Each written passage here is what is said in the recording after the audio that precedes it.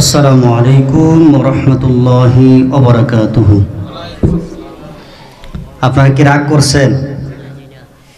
আমার তো মনে হইতেছে আপনারা অনেক রাগ করছেন, কারণ আমি আপনাদের জন্য দোয়া করলাম, সালাম দিলাম, কিন্তু সবাই উত্তর দিয়েছেন না।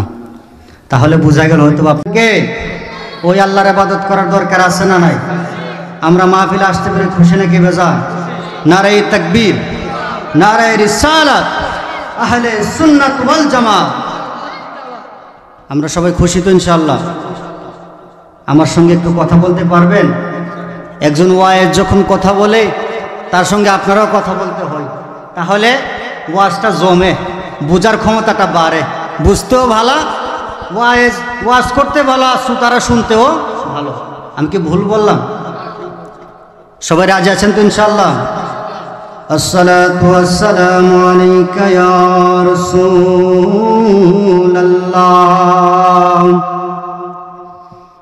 আসসালাতু ওয়াসসালামু আলাইকা ইয়া হাবিবাল্লাহ, আসসালাতু ওয়াসসালামু আলাইকা ইয়া শাফিয়াল মুজনিবিন, আসসালাতু ওয়াসসালামু আলাইকা ইয়া রাহমাতাল লিল আলামিন। আলহামদুলিল্লাহ, আলহামদুলিল্লাহি রাব্বিল আলামিন, খালিকিস সামাওয়াতি ওয়াল আরদি, আসসালাতু ওয়াসসালামু আলাইকা ইয়া মান কানা নাবিয়্যান ওয়া আদম বাইনাল মাই ওয়াত-তিন, সাইয়্যিদুনা মুহাম্মাদুর রাসূলুল্লাহ সাল্লাল্লাহু আলাইহি ওয়াসাল্লাম ওয়া আলা আলিহি ওয়া আসহাবিহি ওয়া আজওয়াজিহি ওয়া আহলি বাইতিহি ওয়া উলামায়ে সুন্নাতিহি আজমাঈন। ফি শানে হাবিবিহি ওয়া মাহবুবিহি ওয়া মাশুকিহি আমিরান ওয়া মুখবিরান, ইন্নাল্লাহা ওয়া মালাইকাতাহু ইউসাল্লুনা আলান নবী, ইয়া আইয়ুহাল্লাযীনা আমানু সাল্লু আলাইহি ওয়া সাল্লিমু তাসলিমা। আল্লাহুম্মা সাল্লি, মোহব্বত নিয়ে, মাওলানা মুহাম্মদ ওয়ালা মাওলানা মুহাম্মদ, আল্লাহুম্মা, মোহব্বত নিয়ে পড়েন, মাওলানা মুহাম্মদ ওয়ালা আলি সাইয়্যিদিনা মাওলা, तेरे नस्ले पाक में है बच्चा बच्चा नूर का, तू है आईने नूर तेरा सब घराना नूर का। अल्लाहुम्मा सल्ले, मोहब्बते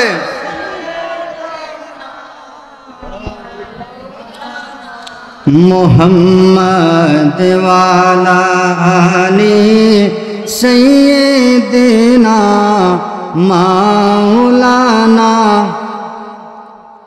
अपने मौला का प्यारा हमारा नबी अपने मौला का प्यारा, हमारा नबी दोनों आलम का दुल्हा, हमारा नबी सबसे औला आला, हमारा नबी सबसे बालाओ आला, हमारा नबी। अल्लाहुम्मा सल्ले मोहब्बत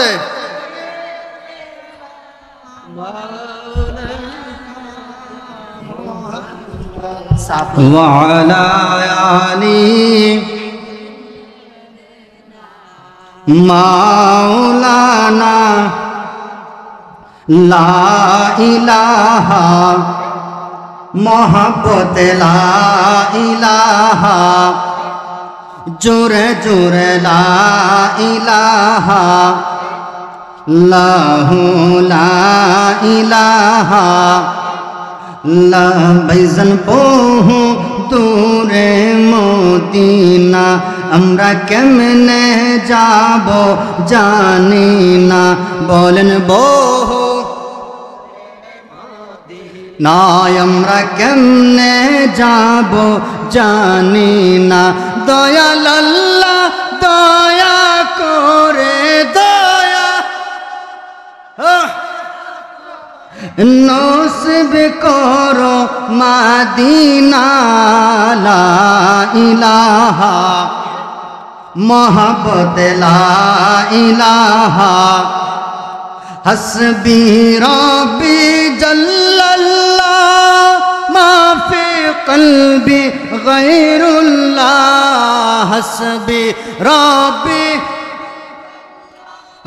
मा फी क़ल्बी गैरुल्लाह पौरन नूर मोहम्मद सल्लल्लाह ला इलाहा इल्लल्लाह ला इलाहा जुरे जुरे ला इलाहा मोहब्बत ला इलाहा ला फौरन ला इलाहा अल्लाह सर्वशक्तिमान जिनी बंदार प्रति दयावान बोलें अल्लाह सर्व जिनी बंदार प्रति बान अमर नूर नबी के करलेन दान जिनी ईमान ला इलाहा जुरे जुरे ला इलाहा ला इलाहा इल्लल्लाहु मुहम्मदुर रसूलुल्लाह सल्लल्लाहु अलैहि वसल्लम। बाबार आमार आल्लाहर जिकिर करले कि गुनाह হয়? জোরে বলেন গুনাহ হয়? আল্লাহর জিকির করলে খারাপ লাগে? আল্লাহ পাক রব্বুল আলামিন পবিত্র কুরআনুল কারীমের মধ্যে বলছেন ফাযকুরুনি আযকুরুকুম, ও বান্দারা আমার ফাযকুরুনি, তোমরা আমি আল্লাহর জিকির করো, আযকুরুকুম তাহলে আমি আল্লাহ তোমাদের জিকির করব। পড়েন সুবহানাল্লাহ। তো যেই জিকির করলে যেভাবে আল্লাহকে স্মরণ করলে আল্লাহ আপনাকে স্মরণ করবে, ওই জিকির করার দরকার আছে না নাই? জোরে বলেন না আছে না নাই? আমরা একটু আল্লাহর জিকির করব, রাজি আছেন তো ইনশাআল্লাহ? সকলে জিকির করেন ইসমে জাত আল্লাহ আল্লাহ আল্লাহ মোহাব্বতে আল্লাহ আল্লাহ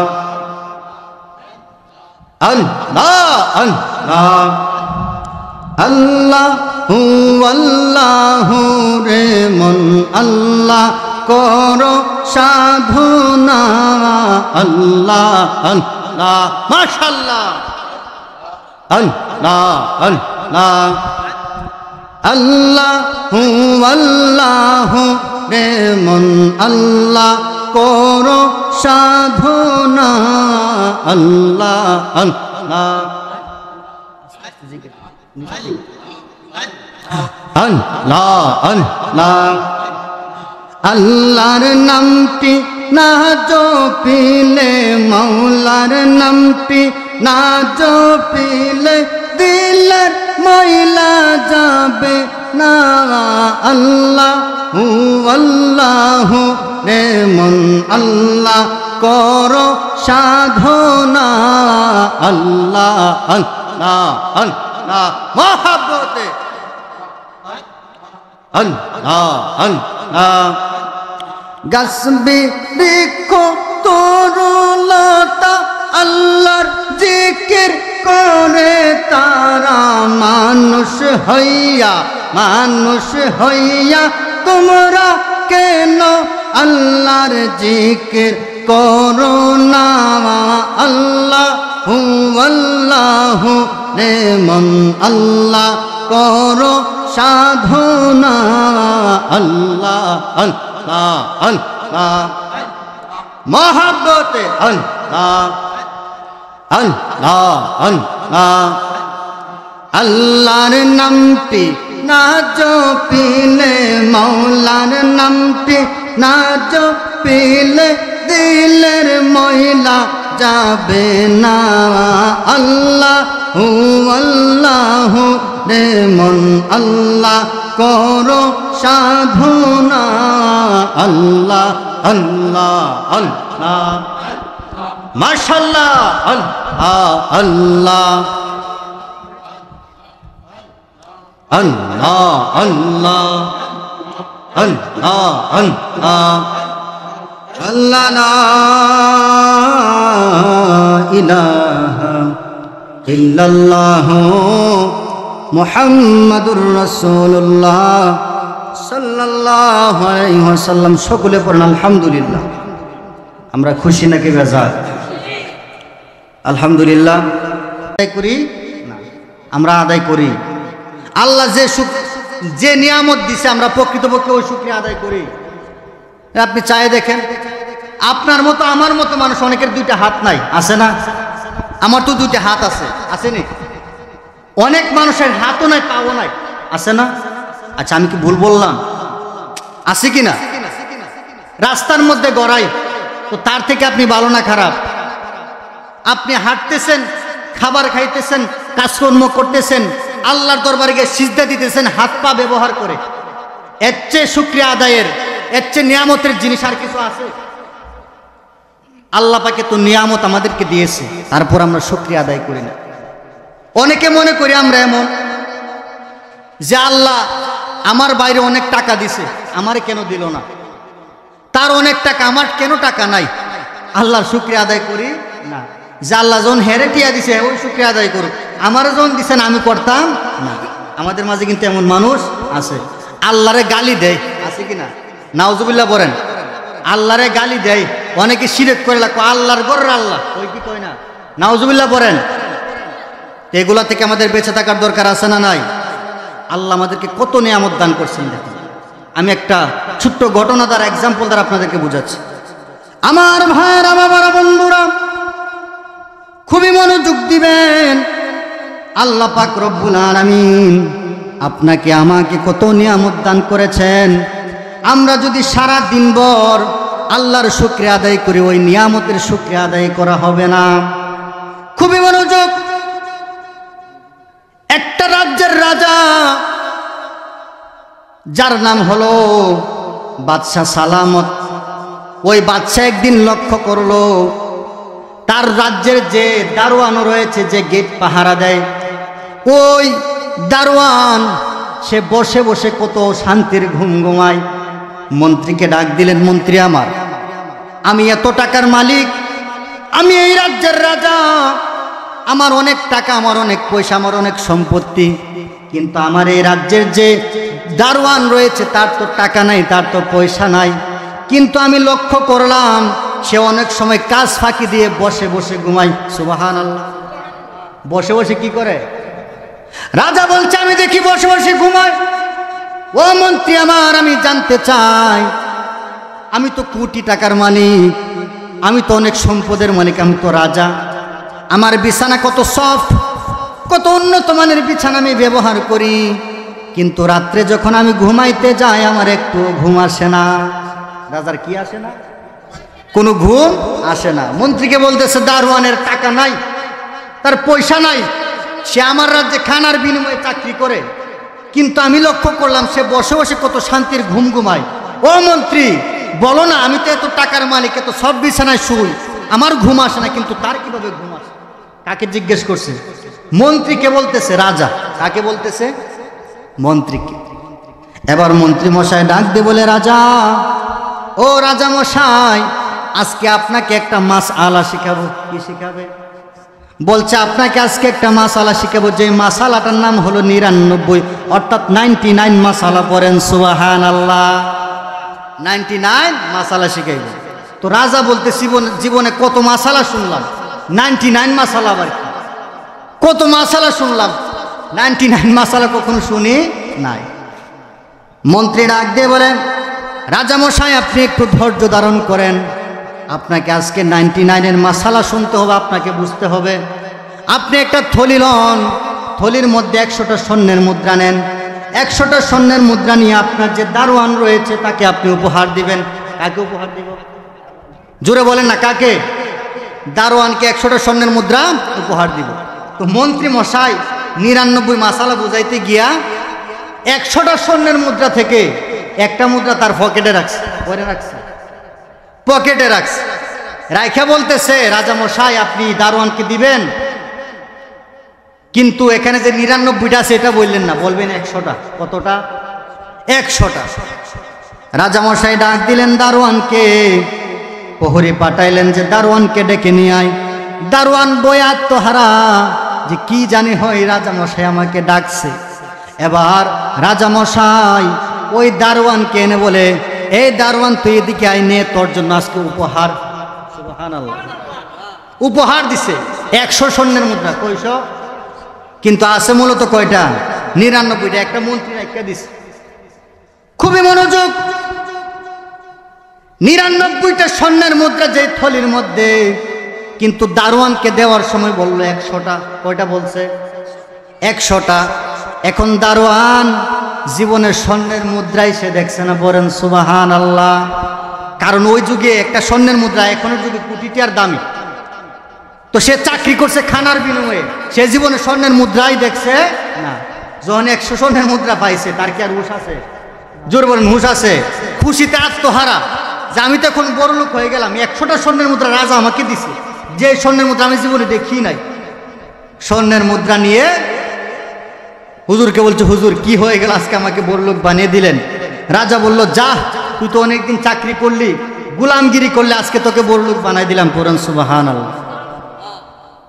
আমার ভাইয়েরা, বাবারা, বন্ধুরা, ওই দারোয়ান 100টা স্বর্ণের মুদ্রা নিয়েছে, বাড়িতে চলে গেল। বাড়িতে চলে গিয়ে বিবিকে ডাক দিয়ে বলছে, বিবি আমার, বের হয়ে আসো, বের হয়ে আসো, আজকে রাজা তো আমাদেরকে কোটিপতি বানিয়ে দিয়েছে। রাজা কোটিপতি বানাই দিছে। তো সে যেমন গরিব, তার বধূ তো গরিব, ঠিক না? আপনি স্বামী, আপনি যদি গরিব থাকেন, আপনার বউ গরিব হই। তো সেও জীবনে স্বর্ণের মুদ্রা দেখছে না। স্বর্ণের মুদ্রা, 100টা স্বর্ণের মুদ্রা শুই নাই, তার চোখ কপাল উঠে গেছে যে 100টা স্বর্ণের মুদ্রা, তাড়াতাড়ি আরেন দেখি। জীবনে দেখেই না স্বর্ণের মুদ্রা পায়, খুশিতে আত্মহারা। তখন বিবি গনতে লাগলো যে রাজা যেহেতু 100টা স্বর্ণের মুদ্রা দিছে, গনি। গয়না দেখি 99টা। কয়টা? জোরে বলেন না, কয়টা? 99টা। এবার তার মাথা খারাপ হয়ে গেল, মাথা ঘুরাচ্ছে। তখন দারোয়ান বলছে, জীবনে তো স্বর্ণের মুদ্রা দেখো নাই, খুশিতে আত্মহারা হয়ে ভুল গণছ, দেও আমার দ্বারা, আমি গুনি। সুবহানাল্লাহ পড়েন। বলছে আমার কাছে দাও, আমি গুনি। এবার দারোয়ান গনে, দারোয়ান দেয় 99টা। ছেলে মেয়েরে দিয়ে গুনালো, দেখে 99টা। তখন একটা নাই। কয়টা নাই? 100টা হইতে কয়টা নাই? একটা নাই। ওই দারোয়ান যে জীবনে স্বর্ণের মুদ্রা দেখে নাই, তার যে 99টা আছে, সে যে 99টার মালিক, ওইটার কথা খেয়াল নাই। আর একটা কই গেল? একটা কোথায় গেল? একটা আমাকে পাইতেই হবে। গনতে গনতে 6-7 বার গুনে লাইছে, তারপরে 100টা মিল হয় না। কেমনে মিল হইবে? আছে 99টা, ঠিক না? 99টার কি 100 বানাইতে পারবো? পারবে না। ওই দারোয়ান বাড়ি থেকে রাজ্য পর্যন্ত 6-7 বার আপ ডাউন করছে, সারা রাত ভর, যে কই পড়ছে, কই গেল আরেকটা স্বর্ণের মুদ্রা। রাজা তো আমার 100টা দিছে, এখন 99টা থাকবে কেন? আমার ভাইয়েরা, বাবারা, বন্ধুরা খুব মনোযোগ দিবেন। পরের দিন যখন সকাল হয়ে গেল, পরের দিন সকালবেলা ওই দারোয়ান রাজ্যের মধ্যে আসলো। রাজ্যের মধ্যে যখন আসলো, রাজা দেখে তার চোখ ফুলে আছে। সুবহানাল্লাহ, চোখ কি হয়ে আছে? দেখলো চোখ ফুলে আছে। এবার মন্ত্রী ডাক দিয়ে বলে, হুজুর, ও রাজা মশাই, আপনাকে বলছিলাম না 99 মাসালা, এটাই হলো 99 মাসালা। বলেন সুবহানাল্লাহ। রাজা বলল, কেমনে 99 মাসালা? সে দরবার এসে চোখ ফুলেল, কেমনে 99 মাসালা বুঝলাম না, বুঝাই বলো। এবার মন্ত্রী ডাক দিয়ে বলছে, শুনেন, আপনি এই রাজ্যের রাজা, আপনি কোটি কোটি টাকার মালিক, আপনি অনেক সম্পদের মালিক। আপনি যখন ঘুমাইতে যান, আপনার চিন্তা আরো কিভাবে আরো কোটি টাকার মালিক হওয়া যায়, আরো কিভাবে সম্পদের মালিক হওয়া যায়। তেমনি ভাবে ওই দারোয়ান, সে এতদিন তার টাকা ছিল না, পয়সা ছিল না, না থাকার কারণে তার কোনো চিন্তাও ছিল না। সে যখন বসতো তখনই তার ঘুম আসতো। যখন আজকে আপনি তাকে 100টা স্বর্ণের মুদ্রা দিলেন, সে 100টা স্বর্ণের মুদ্রা থেকে 99টা পাইছে, একটা কেন পায় নাই? ওই একটার চিন্তায় তার সারা রাত ভর ঘুম হয় নাই। পড়েন সুবহান। তো রাজা রে বুঝাইতেছে কি, যে একটার জন্য সারা রাত ভর ঘুমায়। তো এই ঘটনাটা কেন বললাম দেখেন, আমাদের যাদের সম্পদ বেশি, আমরারও চিন্তা কেমনে, এখন আমি 1000 টাকার মালিক, কেমনে 1 লাখ টাকার মালিক, ঠিক না? আমার 1 তলা একটা বিল্ডিং আছে, আমি যখন উপর দিকে চাই কি আমার ভাই 2 তলা, আমারও 2 তলা দিতে হইব, খালি চিন্তা। অথচ একসময় মাটির ঘরে থাকতো, কি করো ওইটার খেয়াল নাই যে আমি তো একসময় মাটির ঘরে থাকতাম, এখন ছাদে থাকি, ওইটার খেয়াল নাই। তো আমাদের মাঝে আমাদের শুকরিয়া আদায় করতে হবে কেন? আরে আল্লাহ পাক রব্বুল আলামিন আপনাকে যে অবস্থায় রেখেছেন, ওই অবস্থায় থেকে যদি আপনি আল্লাহর উপর ভরসা করেন, আল্লাহর শুকরিয়া আদায় করেন, আপনার মনে শান্তি আসবে, আপনি সন্তুষ্ট হবেন। কিন্তু আল্লাহ পাক যদি আপনাকে কোটি কোটি টাকার মালিক বানায়, তারপর আপনার সন্তুষ্টি আসবে না, কারণ আপনি কোটি টাকার মালিক হলে বিলিয়নের মালিক হতে চাইবেন, ঠিক না? তাই ভাইরা আমার, শুকরিয়া আদায় করতে হবে আল্লাহ। আল্লাহ আপনাকে 100 টাকার মালিক বানিয়েছে, ওইটার শুকরিয়া আদায় করেন, দেখবেন মনে শান্তি পাইবেন, না হলে শান্তি আসবে না। অনেক রিক্সাওয়ালা কত শান্তিতে জীবনযাপন, কিন্তু কোটি কোটি টাকার মালিক, তার রাত্রে ঘুম আসে না। আল্লাহ পাক রব্বুল আলামিন আমাদের সবাইকে কবুল করুক, বলেন আমিন। একটু দুরূদ শরীফ পড়েন, আল্লাহুম্মা সাল্লি আলা মহব্বতে, জোরে জোরে, মুহাম্মদ ওয়ালা আলি সাইয়্যিদিনা। তোমাকে ডাকি যদি একবার আল্লাহ, আমাকে কাছে টানো বারবার। তোমাকে ডাকি যদি একবার আল্লাহ, আমাকে কাছে টানো, জোরে বলেন, আমাকে কাছে টানো। যদি পথ ভুলে যায় আমাকে দিও ঠাই, যদি পথ ভুলে যায় আমাকে দিও ঠাই, দিও দিশা এইটুকু আবদার আল্লাহ, আমাকে কাছে টানো বারবার। তোমাকে ডাকি যদি একবার আল্লাহ, আমাকে, জোরে বলেন না, আমাকে কাছে টানো। দুনিয়ার বুকে আমি এক মুসাফির, ঠিক কিনা? আমরা দুনিয়ার মুসাফির কিনা?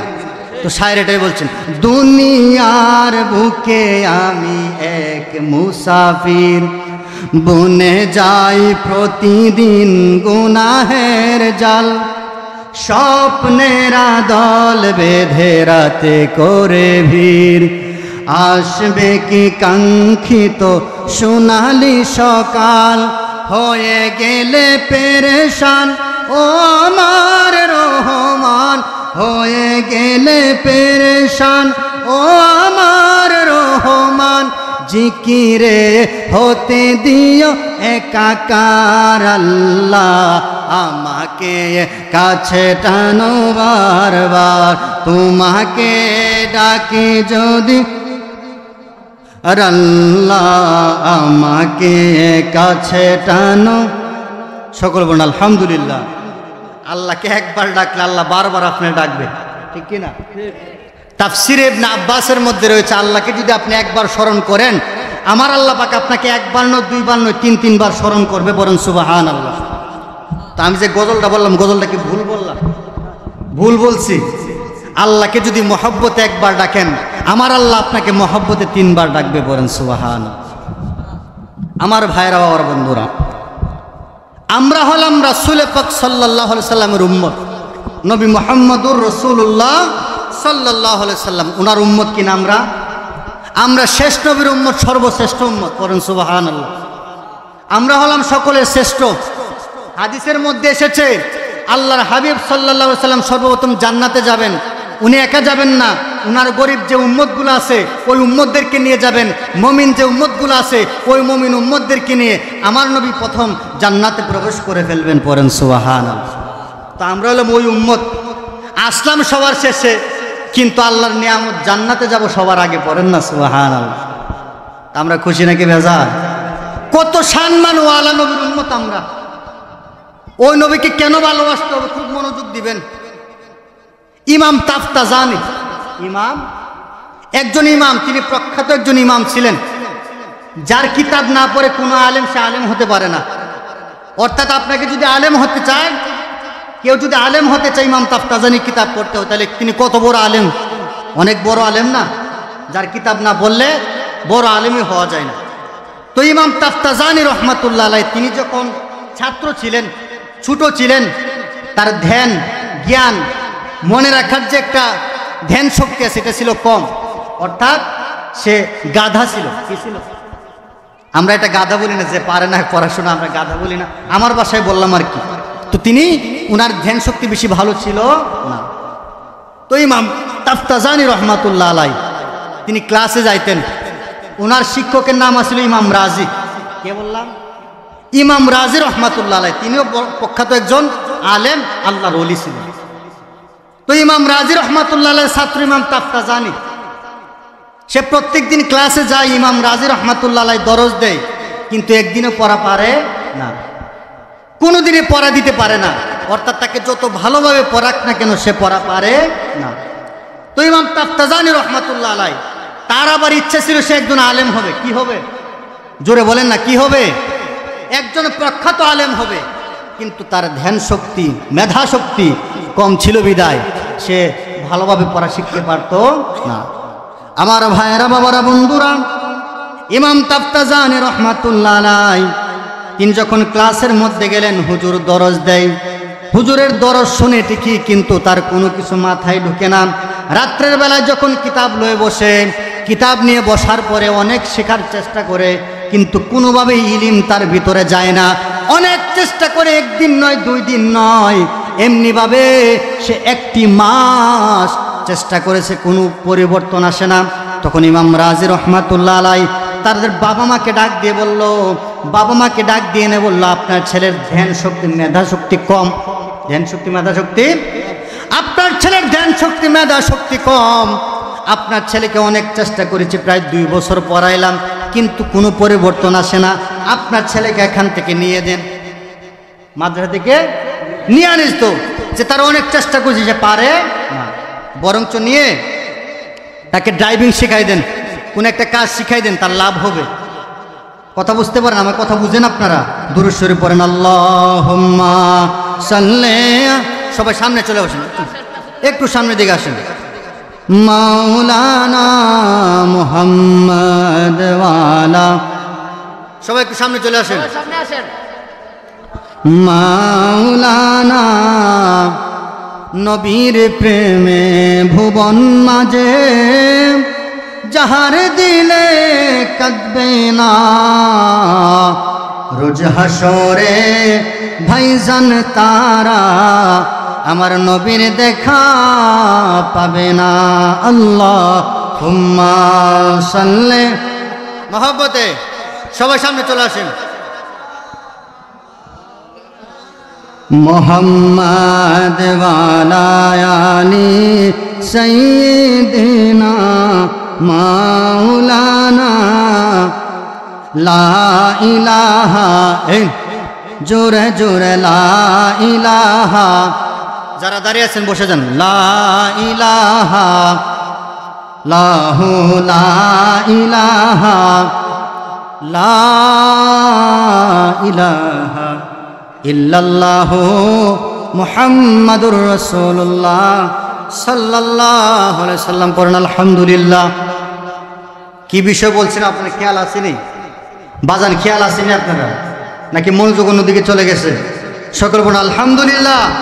নারায়ে তাকবীর, নারায়ে রিসালাত, আহলে সুন্নাত ওয়াল জামাত। সকল বলুন আলহামদুলিল্লাহ। সবাই অ্যাক্টিভ থাকবেন। যে বিষয়টা বলছিলাম, ইমাম তাফতাজানির ধ্যান মেধা কম বিদায় তার শিক্ষক ইমাম রাজি বলছে তার মা বাবাকে যে আপনার ছেলেকে নিয়ে নেন। অনেক চেষ্টা করছি, 2 বছর পারে না, লাভ নাই, বরঞ্চ নিয়ে নেন, ভালো হবে। নিয়ে গাড়ি ড্রাইভারি শিখাই দেন, কোন একটা কাজ শিখাই দেন, ভালো হবে। যেহেতু পারে না, 2 বছর চেষ্টা করছে, কি করবে? ঠিক না? আপনার সন্তানকে 2 বছর একটা জিনিস শিখাই দিকে যদি না পারে, তাহলে অন্য ব্যবস্থা নেবেন না? তেমনিভাবে শিক্ষক বলছে তাকে অন্য ব্যবস্থা করে। আমার ভাইয়েরা, আমার বন্ধুরা, ইমাম তাফতাজানি রহমাতুল্লাহ আলাইহি ইমাম রাজির পা মুবারকের মধ্যে গিয়ে ধরে বললেন, হুজুর আপনি আমার উস্তাদ। হুজুর আমি তো অনেক চেষ্টা করে ইলম অর্জন করার জন্য, কিন্তু আল্লাহ পাক রব্বুল আলামিন আমাকে সেই মেধা দেয় নাই, জ্ঞান দেয় না, আমি কি করব? হুজুর আপনার হাতে ধরি, পায়ে ধরি, আমাকে মাদ্রাসা থেকে বিতাড়িত করবেন না, বাহির করবেন না, আমাকে আর 1টি বছর সময় দেন। পড়েন সুবহানাল্লাহ। কয় বছর সময় চাইছে? 1 বছর। যে হুজুর 1 বছরের ভিতরে আমি না পারি, আমার বাইর করে দেন। আমার ভাইরা, বাবার বন্ধুরা, কেমন মহব্বত! ইলম অর্জন করার জন্য কেমন চেষ্টা, খুব মনোযোগ দিবেন। ইমাম তাফতাজানি রহমাতুল্লাহ আলাইহি তিনি রাত্র যখন গভীর হয়ে যায়, হোস্টেলের সকল ছেলে মেয়েরা তারা ঘুমিয়ে যায়, যারা সহপাঠী ছিল তারা সবাই ঘুমিয়ে যায়, কিন্তু ইমাম তাফতাজানি ঘুমায় না। চোখে ঘুম আসে, নেশা শুধু কিভাবে কিতাবের ইলম অর্জন করা যায়, কিভাবে ইলম অর্জন করা যায়, যে আমাকে পারতেই হবে। ওনার ভিতরে প্রতিজ্ঞা এসেছে, বলেন সুবহানাল্লাহ, যে কেন পারবো না, আমাকে পারতে হবে। কিতাব নিয়ে বসে আসে। 1 সপ্তাহ গেল, 2 সপ্তাহ গেল, 1 মাস, 2 মাস, 3 মাস গেল, কোনো পরিবর্তন আসে না। কত চেষ্টা করছে, সারা দিন ভর পরে, রাত্রেও পরে, ঘুমায় না, অনেক চেষ্টা করে, তারপর কোনো ইলম ওনার মাথার মধ্যে যায় না। আমার ভাইয়েরা, বাবার বন্ধুরা, মনোযোগ। ইমাম তাফতাজানি রহমাতুল্লাহ আলাইহি আল্লাহর দরবারে কান্না করতে লাগলেন। এমন ভাবে কান্না করতে লাগলেন, আল্লাহকে ডাক দিয়ে বলছে, মওলা আমি তাফতাজানি বড় গুনাহগার ভাবলাম, আমি মানলাম আমি বড় গুনাহগার, কিন্তু আমি তো অনেক চেষ্টা করছি, আমি তো অনেক চেষ্টা করছি ইলম অর্জন করার জন্য, দ্বীনের খেদমত করার জন্য, আমি তো অনেক চেষ্টা করছি, কিন্তু আমার ভিতরে কেন ইলম ঢুকে না, কেন মেধা ঢুকে না? ও আল্লাহ, আমার কি দোষ? কাকে বলছে? চোখের পানি ছেড়ে সারা রাত্রভর আল্লাহর দরবারে কান্না করতে লাগলো। প্রত্যেক দিন রাত যায়, কান্না করতে করতে কিতাবের পাতা ভিজে যায়, তারপরও কান্না বন্ধ হয় না। একটাই লক্ষ্য, যে আমাকে ইলম অর্জন করতেই হবে। পড়েন সুবহানাল্লাহ। তো ইমাম তাফতাজানি রহমাতুল্লাহ আলাইহি সারা রাত্রভর কান্না করে, দিনেও কান্না করে, কিতাব পড়ে, কোনো মেধা ঢুকে না। এভাবে যখন 3 মাস অতিবাহিত হলো, একদিন হঠাৎ করে ইমাম তাফতাজানির ঘরের দরজার মধ্যে ঠকঠক করে আওয়াজ দিচ্ছে, বলছে, হে তাফতাজানি তুমি বের হও, আমি তোমাকে নিয়ে ঘুরতে যাব। ইমাম তাফতাজানি বলছে, আমি ঘুরবো না, আমি কিতাব পড়তে হবে, আমাকে কিতাবের ইলম অর্জন করতে হবে, তুমি যাও, আমাকে ডিস্টার্ব করেও না। আবার টকটক করে আওয়াজ করছে, হে তাফতাজানি বের হও, আমি তোমাকে নিয়ে ঘুরতে যাব, আসো তোমাকে নিয়ে ঘুরবো। ইমাম তাফতাজানি বলে, আমি বের হব না, আমি পড়বো, আমি কিতাবের ইলম অর্জন করব, আমার ঘোরার সময় না। আবার যখন টকটক করে শব্দ করলো, বলল, বের হও, তোমাকে নিয়ে ঘুরতে যাব। ইমাম তাফতাজানি তিনি অসহ্য হয়ে, তিনি বিরক্ত হয়ে কিতাব ফালিয়ে দিলেন, বললেন, কে তুমি এখানে, আমাকে কেন ডিস্টার্ব করছো রাত্রের বেলায়? তখন বাহির থেকে শব্দ আসলো, আমার নবী বলছেন, হে তাফতাজানি তুই আমার জন্য কাঁদছিস, তুই ইলম অর্জন করার জন্য এভাবে কাঁদছিস, আমি মদিনাওয়ালা নবী মদিনায় বসে থাকতে পারি না, আমার তাফতাজানি ইলম অর্জন করার জন্য এভাবে কান্না করবে, আমি কিভাবে বসে থাকতে পারি? আরে মদিনাওয়ালা নবী আজকে তাফতাজানির ঘরের দরজার মধ্যে চলে এসেছে। বলেন সুবহান। কার দরজার সামনে আসছে? ইমাম তাফতাজানি। ইমাম তাফতাজানির চোখে মুখে পানি, কিতাব ছুঁড়ে ফেলে দিল, পাগড়ি ছুঁড়ে ফেলে দিল, সব কিছু ছুঁড়ে ফেলে দিয়ে দরজা খুলে দেখে আমার দয়াল নবী দাঁড়িয়ে আছে। বলেন সুবহানাল্লাহ। আমার নবী দাঁড়িয়ে আছেন। খুব মনোযোগ দিবেন। আমার নবী বলল, তাফতাজানি, তুই এত কষ্ট করছিস ইলম অর্জন করার জন্য, দিনের খেদমত করবি। আমার নবী মুখ থেকে থুতু মুবারক নিয়ে বলল, হা কর। থুতু মুবারক জিহ্বার মধ্যে লাগিয়ে দিলেন। পড়েন সুবহানাল্লাহ। আমার নবী তার কাছ থেকে বিদায় নিয়ে চলে গেলেন। পরের দিন যখন ক্লাসে গেল, ইমাম তাফতাজানি যে গাদা ছাত্র ছিল, কি ছাত্র ছিল, ধ্যান মেধা কম ছিল, তো ইমাম তাফতাজানি পরের দিন ক্লাসে গিয়ে ইমাম রাজি তার শিক্ষকের ক্লাসে যখন প্রশ্ন করছে, উনি ছাত্রদেরকে প্রশ্ন করে না, যে শিক্ষক ছাত্রদেরকে প্রশ্ন করে না, প্রশ্ন করতে দেরি, ইমাম তাফতাজানি উত্তর দিতে দেরি নাই। পড়েন সুবহানাল্লাহ।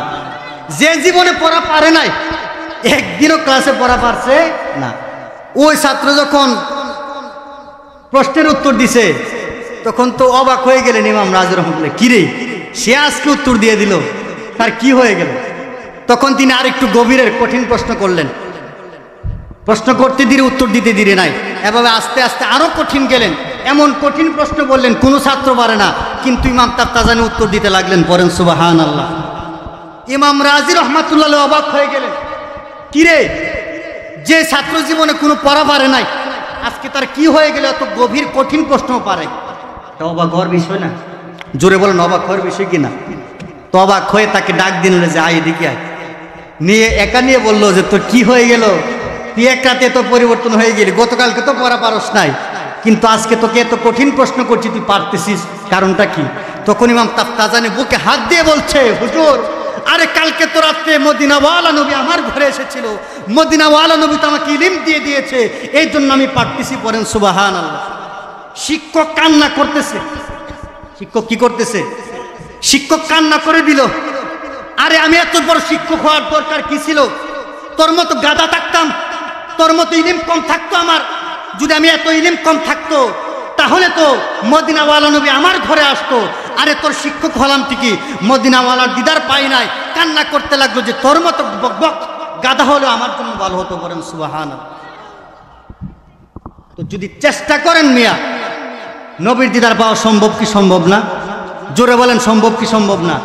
তো আমার নবীর থুতু মুবারকের মর্যাদা, যে ছাত্র জীবনে পড়া পারে নাই, ওই ছাত্র পড়া পারছে, কারণ আমার নবী থুতু মুবারক দিয়ে তাকে ইলম দান করে দিয়েছে। সে যে ছিল গাদা ছাত্র ছোটবেলায়, তিনি এই বিশ্বের প্রখ্যাত একজন ইমাম হয়েছেন। পড়েন সুবহানাল্লাহ।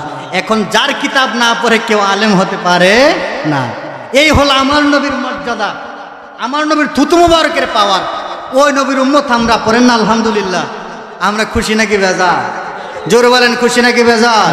নারায়ে তাকবীর, নারায়ে রিসালাত, আহলে সুন্নাত ওয়াল জামাত। আমরা খুশি নাকি বেজার? তো ওই মদিনাওয়ালার নবীর দিদার আমরা পাইতে চাই কি চাই না?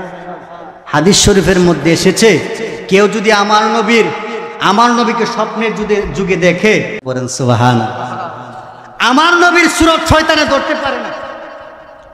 সবার সুরত সম্ভব, কিন্তু আমার নবীর সুরত ধরতে পারে। যদি আপনি স্বপ্নে দেখেন আমার নবী এসেছে, যে সুরতে আসুক না কেন, যদি বলে যে আমি মদিনাওয়ালা নবী, বিশ্বাস করতে হবে, কারণ হাদিসের মধ্যে এসেছে শয়তান আমার নবীর রূপ ধরতে পারে না। তো আমার নবী তো সুন্দর নবী ছিলেন, কত সম্মানওয়ালা নবী ছিলেন। একজন শায়ের বলছেন, হে চাঁদ, হে তারা, আমরা দুনিয়ার বুকে বলি না চাঁদ বড় সুন্দর, বলি কি বলি না? বাজান বলেন না, বলি কি বলি না? চাঁদ কত সুন্দর, যখন কোনো মানুষ বেশি সুন্দর যে চাঁদের মতো সুন্দর হয় না, আমরা বলি। তো একজন কবি ওই চাঁদকে বলতেছে, হে চাঁদ, হে তারা, তোমরা তোমাদের রূপ নিয়ে বড়াই করো না, মেরে আকা কো দেখোগে চামাক না ভুল যাওগে। যদি আমার নবী সৌন্দর্য দেখো, আমার নবীকে দেখো, তোমার আলো দেওয়াটাই তুমি ভুলে যাবে। বলেন সুবহানাল্লাহ। মেয়ে ওই নবীর উম্মত আমরা। পড়েন আলহামদুলিল্লাহ। তো ওই নবীকে দেখার ইচ্ছা আছে না নাই? নবীর দিদার পাওয়ার দরকার আছে না নাই? আল্লাহ আমাদের সবাইকে কবুল করুক, বলেন আমিন। তো নবীর দিদার পাইতে গেলে মুখে নামাজ পড়লাম না, মাহফিল আইলাম, বছর একটা মাহফিল আয়, নারায় তাকবীর, নারায় রিসালাত করলাম, গেলাম গা। নবীর দিদার সম্ভব? এমনি সম্ভব নি বাবা? সম্ভব? তো নবীর দিদার পাইতে হইলে আমল করতে হইব, কাজ করতে হইব, কাজ করতে হইব। যে কাজ করলে নবীর দিদার পাওয়া যায়, ওই কাজ করলে নবীর দিদার পাওয়া সম্ভব। আমার সময় গনে এসেছে, আমি নবীর দিদার কেমনে পাইতে হবে, কোন আমলটা করলেই বলটা শেষ করে দিচ্ছি। ছোট্ট একটা ঘটনা বলি।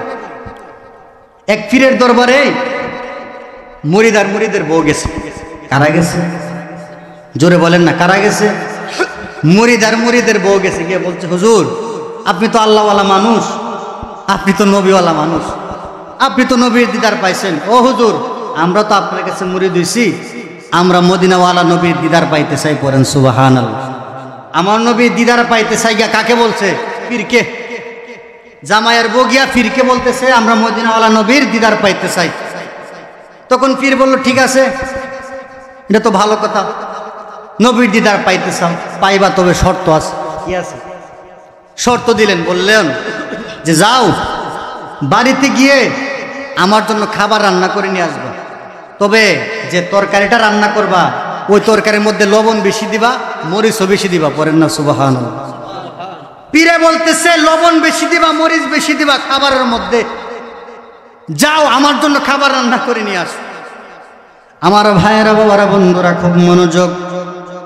পীর যখন আদেশ করলো, মুরিদ মানতে রাজি। মুরিদ ভাবতে লাগলো, কিরে, যে তরকারির মধ্যে লবণ বেশি দেব, মরিচ বেশি দেব, ওই খাবার কেমনে খাইবে পীরে? খাইতে পারবো? বলেন না, খাইতে পারবো? ভাবতে লাগলো কিভাবে খাবে। যাই হোক, যেহেতু আমাদেরকে বলেছেন আনার জন্য, আদেশ করেছেন, মানতে হবে। বাড়িতে গেলেন মুরিদ আর মুরিদের বউ। রাত্রের বেলায়, কোন বেলায়? রাত্রের বেলায় বাড়িতে গেলেন, গিয়ে তরকারির মধ্যে যা পারছে মামা লবণ দিছে, মনে যা চাইছে লবণ দিছে, যা পারছে মনে যা পারছে আটটায় বইরা মারিয়ে দিছে। যেহেতু কইছে বাড়াই দিতাম, বাড়াই দিই, মানে এমন দেওয়া দিছে মুখে লওয়ার মতো না, দিছে যা পারছে। দিয়া তরকারি রান্না করছে, রান্না কইরা পীরের জন্য নিয়ে আসছে রাত্রের বেলা। এখন যেই পীরে বলছে আমার লেগে খাবার রান্না করে নিয়ে আসো, লবণ বেশি দিবা, মরিচ বেশি দিবা, ওই পীরে বলতেছে আমি তো এখন খাবার খাবো না। পড়েন না সুবহানাল্লাহ। যে আমি খাবার খাবো না, তোমরা খায় নাও। পড়েন না সুবহানাল্লাহ। মুরিদের বোর চোখ কপালে কোনে উঠছে? জোরে বলেন না, কোনে উঠছে? কপালে ওঠার বিষয় না মিয়া। এত নিজের হাতে দিল মষ্টি, নিজের হাতে লবণটি বাড়াই দিছে, তো এই খাবার আবার নিজে খাইবো, চোখ কপালে উঠবে না? চোখ কপালে কিরে? হুজুরে কইলে হুজুরের লাগে রান্না করে নিয়ে আইতাম, হুজুরে আমরা বলে খাইতাম।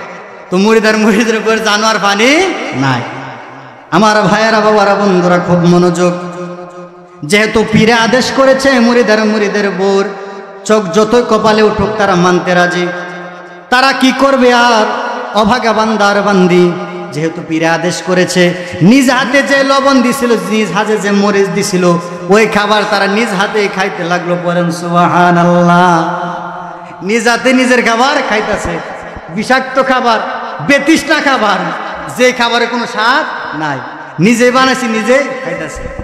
তো পীরে আবার আদেশ করছে খাবার খাইবা ঠিকই, কিন্তু খাবার উপরে কোনো পানি খাইবা না। পড়েন সুবহানাল্লাহ। খাবার উপরে কি খাইবা না? কোনো পানি খাওয়া যাবে না। গিয়া ঘুমাই পড়বা। ঘুমের মধ্যে যদি কোনো স্বপ্ন দেখে সকালে আমাকে বইল, তো মুরিদের বউ না পারে, খুব কষ্টে, যেহেতু পীরে আদেশ করছে লবণ মরিচের খাবার খাইছে, খুব কষ্টে ভিতর জ্বললা পুরা ছাই হয়ে যাইতেছে, কারণ মরিচও বেশি, লবণও বেশি। দুইটাই কিন্তু দাঁড় কমায় না। আপনি হাতে একটা বরফ নেবেন, বরফ নিয়ে যদি লবণের একটু ঢালেন, আপনার এই জায়গা পুরা কালো হয়ে যাব। কি হয়ে যাব? তে বাহিরটা যদি এমনভাবে কালা হয়ে যায় লবণের পাওয়ারে, ভিতরে যদি আপনি লবণ বেশি দেন, আপনার ভিতর আরো জ্বললা ছাই হয়ে যাব। তো লবণ হয়ে গেছে, মরিচ হয়ে গেছে, জানোয়ার পানি নাই।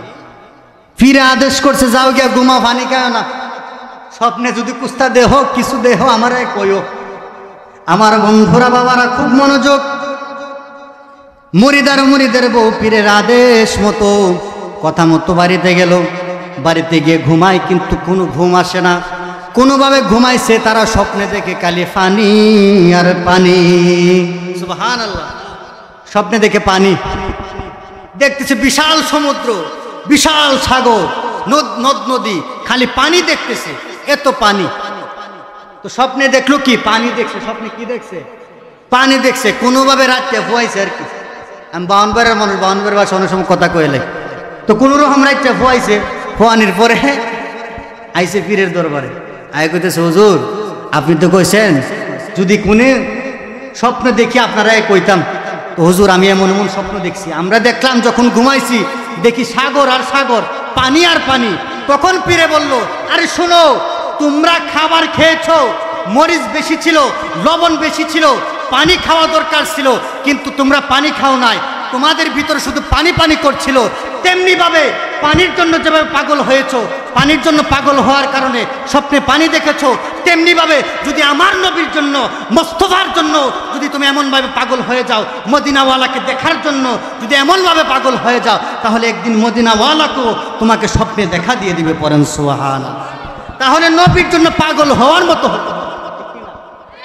খালি মুখে দাবি করলে হবে না, শুনলি মুখে বললেই হবে না যে নবীকে আমরা দেখতে চাই, নবীর দিদার পাইতে চাই, আমল করতেই হবে, ঠিক কিনা? তো নবীকে ভালোবাসার মতো ভালোবাসলে, যদি পাওয়ার ইচ্ছা থাকে ভালোভাবে জানতে হবে, চাইতে হবে, তাহলে পাওয়া সম্ভব, না হলে সম্ভব না। প্রেমিক প্রেমিকার জন্য মরে যাবে না, প্রেমিকার লাগে আবার প্রেমিকও মরে যাবে, যে তারে না পাইলে আর আমি বাঁচবো না, আমার জীবন দরকার নাই, তারই আমি জন পাইলাম না, এরকম আছে না প্রেমিক? অনেকে ভাসি লাগে মরে জায়গা, বিষ খায়লা এ ভাল লাগে ফানিত করে জায়গা, আসেনি? আছে না? তো পাগল কি মাইয়ার লাগি, মাইয়া পাগল ফুলার লাগি। তো কতটা পাগল হলে মরে জায়গা, মরার চিন্তা করে না। আরে মিয়া, ওই পাগলটা মাইয়ার জন্য না হইয়া, ফুলার জন্য না হইয়া আমার নবীর জন্য হও। যদি আমার নবীর জন্য এমন পাগল হন, আর দেরি করবে না আমার নবী, আমার মদিনাওয়ালা নবী একদিন আপনার এই ভাঙ্গা করে আপনাকে দিদার দিয়ে দিবে। পড়েন না সুবহানাল্লাহ। যাই হোক, আমি আর বাড়ছি না। আল্লাহ পাক রব্বুল আলামিন আমাদের সবাইকে মদিনাওয়ালা নবীর খাঁটি উম্মত হিসেবে কবুল করুক, বলেন আমিন। মদিনাওয়ালা নবীর দিদার আমাদের সবাইকে নসিব করুক, বলেন আমিন। প্রিয় ভাইয়েরা, আমার ভাই মোহাম্মদ রুহুল আমিন সাহেব, তিনি অনেক কষ্টে আজকের মাহফিলের আয়োজন করেছেন। আরও অনেকেই সাহায্য সহযোগিতা করেছেন বিভিন্ন দিক দিয়ে। আল্লাহ পাক রব্বুল আলামিন যারা আজকের এই আয়োজনটা অনেক কষ্ট করে করেছেন, তাদের মনের আশাগুলো কবুল করে নেক, বলেন আমিন। আমাদের আত্মীয় নাত্য যারা কবরের মধ্যে আছেন, কবর দেশে আছেন, আল্লাহ পাক রব্বুল আলামিন সকলকে জান্নাতবাসী হিসেবে কবুল করুক, বলেন আমিন। ওয়া আখিরু দাওয়ানা আলহামদুলিল্লাহি রাব্বিল আলামিন। আসসালামু আলাইকুম ওয়া রাহমাতুল্লাহি ওয়া বারাকাতুহু।